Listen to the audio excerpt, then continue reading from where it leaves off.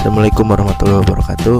Kami dari kelompok 7 akan mempresentasikan tentang aspek ergonomi dalam interaksi manusia dan komputer.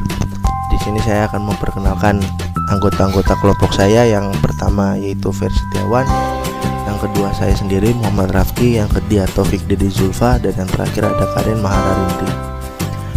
Apa sih yang akan dibahas dalam materi ini? Yang akan dibahas dalam materi ini yaitu 1. Pengukuran dan antropometrik. Yang kedua, aspek ergonomik dari stasiun kerja. Yang ketiga, pencahayaan. Yang keempat, gangguan suara. Dan yang terakhir, kesehatan dan keamanan kerja. Pengertian ergonomi. Apa sih itu ergonomi? Menurut Pusat Departemen Kesehatan Kerja Departemen Kesehatan Republik Indonesia, pengertian ergonomi yaitu ilmu yang mempelajari perilaku manusia dalam kaitannya dengan pekerjaan mereka. Sasaran ilmu tersebut berkaitan dengan peralatan dan tempat kerja serta lingkungannya. Pedoman pengukuran ergonomi ruang kerja. Menurut Pusat Kesehatan Republik Indonesia, upaya ergonomi antara lain adalah penyesuaian peralatan dan tempat kerja dengan dimensi tubuh manusia, agar manusia sebagai pelaksanaan tidak mengalami cepat lelah, dapat mengatur suhu ruangan kerja, pengaturan pencahayaan sesuai dengan kebutuhan kondisi dan kebutuhan manusia. Pengertian antropometri. Disiplin ilmu ergonomi yang berhubungan dengan pengukuran dimensi tubuh manusia disebut dengan antropometri. Menurut Sri Tomo tahun 1989, salah satu bidang keilmuan ergonomis adalah istilah antropometri yang berasal dari kata antro yang berarti manusia dan kata metron yang berarti ukuran. Lingkungan fisik adalah semua keadaan yang terdapat di sekitar tempat kerja. Secara umum, lingkungan fisik terbagi menjadi 2 kategori. Yang pertama ada lingkungan yang langsung berhubungan dengan pekerjaan tersebut, contoh stasiun kerja, kursi, meja, dan lain sebagainya. Dan yang kedua perantara atau umum, contoh temperatur, kelembaban, sirkulasi udara, pencahayaan, kebisingan, bau-bauan, dan lain-lain. Metode pengukuran ergonomi. Metode pengukuran subjektif untuk mengukur rasa sakit otot para pekerja, Wilson and Corlett tahun 1995, dengan bentuk kuesioner checklist ergonomi untuk mengetahui ketidaknyamanan pada para pekerja karena sudah terstandarisasi dan tersusun rapi. Kuesioner ini menggunakan gambar tubuh manusia yang sudah dibagi menjadi 18 bagian, antara lain leher bagian atas, leher bagian bawah dan bahu bagian atas, bahu kanan, lengan kanan atas, lengan kanan bawah, tangan kanan, bahu kiri, lengan kiri atas, lengan kiri bawah, tangan kiri, dada, perut atas, perut bawah, panggul, tungkai kanan atas, tungkai kanan bawah, tungkai kiri atas, dan tungkai kiri bawah.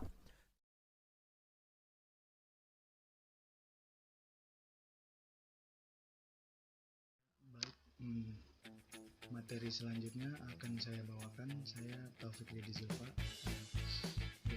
Metode pengukuran ergonomi.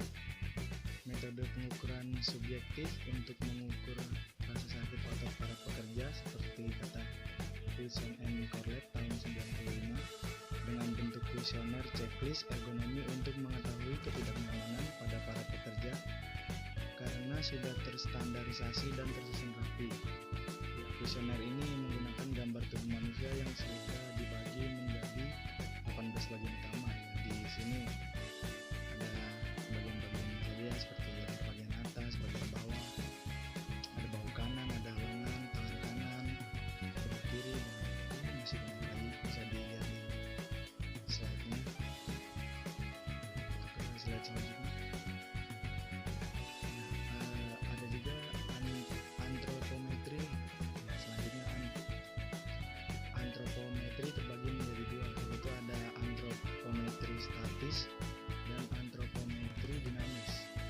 Antropometri statis itu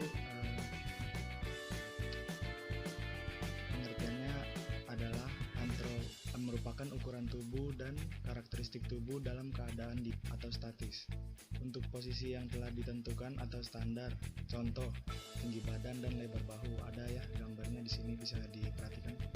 Dan antropometri dinamis adalah ukuran tubuh atau karakteristik tubuh dalam keadaan bergerak atau memperhatikan gerakan-gerakan yang mungkin terjadi saat pekerja tersebut melaksanakan kegiatan. Contohnya putaran sudut tangan, sudut putaran pergelangan kaki. selanjutnya ada aspek ergonomik dalam stasiun kerja. Stasiun kerja adalah stasiun komputer yang digunakan seseorang. Aspek ergonomik yang ada di dalamnya terdiri dari 4 aspek, yaitu berhubungan dengan lingkungan kerja, posisi, pemanfaatan, dan kondisi lingkungan, yaitu tipe pekerjaan. Yang berhubungan dengan durasi kerja itu bagaimana beban psikologi. Ya, sekian dari saya.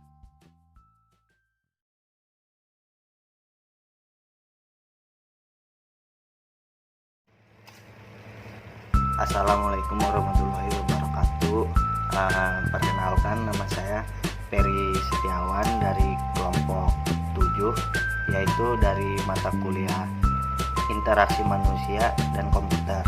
Di sini saya akan menjelaskan materi aspek ergonomi dari pencahayaan. Oke. Prinsip umum pencahayaan adalah bahwa cahaya yang berlebihan tidak akan menjadi lebih baik. Penglihatan tidak menjadi lebih baik hanya dari jumlah atau kuantitas cahaya, tapi juga dari kualitasnya.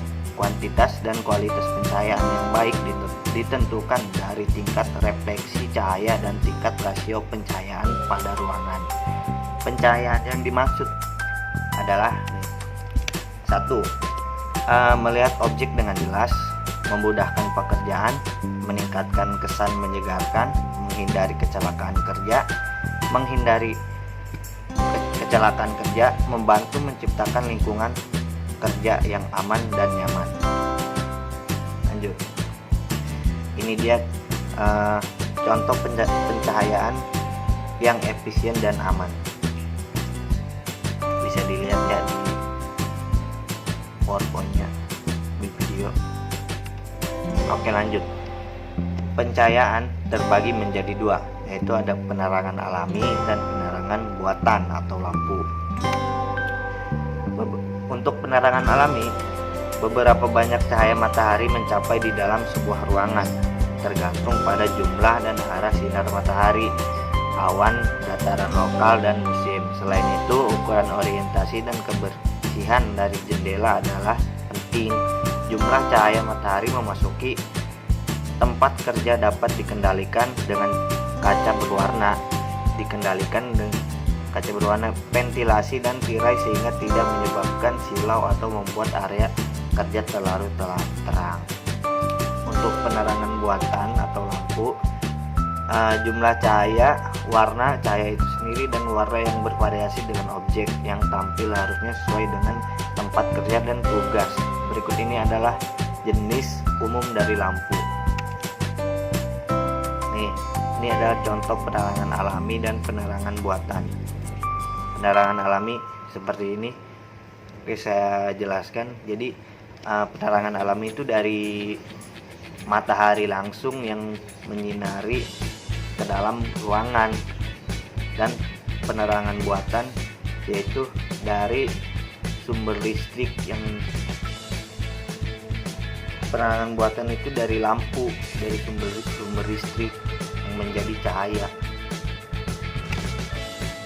Pencahayaan. Tanda-tanda pencahayaan yang buruk. 1. Kesulitan melihat dokumen atau layar, terlalu banyak cahaya atau silau, terlalu sedikit cahaya atau bayangan. 2. Kelelahan mata. 3. Iritasi mata. 4. Penglihatan kabur. 5. Kering membakar mata. Dan 6. Sakit kepala. Nah, ini contoh pencahayaan yang kurang baik ya, bisa dilihat. Tujuan pencahayaan. Tujuan pencahayaan ini terdiri dari 4. Yang pertama yaitu menghindari user dari cahaya terang langsung dari pantulannya. 2. Memperoleh keseimbangan antar kecerahan layar tampilan dan kecerahan pencahayaan yang ada di depan user. Yang ketiga, menghindari cahaya langsung atau pantulan yang langsung mengenai layar tampilan. 4. Memberikan keyakinan bahwa ada pencahayaan yang cukup untuk pekerjaan yang tidak menggunakan layar tampilan. Nah, ini contohnya. Ini pencahayaannya terlalu terang ya, jadi tidak baik, ini bisa merusak mata.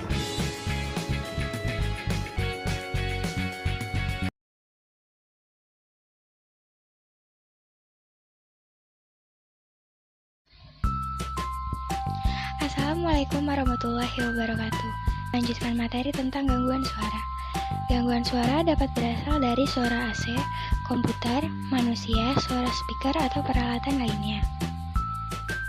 Gangguan ini akan nampak jika suara yang terjadi relatif besar bagi user. Akibatnya, user akan merasa terganggu, stres, dan konsentrasinya menurun. Cara mengatasinya yaitu menutup telinga dengan rapat dan memasang peredam suara. Kesehatan dan keamanan kerja, basis evaluasi bagi kesehatan, yaitu beban visual berupa iritasi mata, pandangan yang mengambur, dan kadang-kadang disertai munculnya rasa pening pada mata. Beban otot, kelelahan otot, ketegangan otot, dan rasa sakit pada beberapa bagian seperti siku, jari, tangan, dan leher.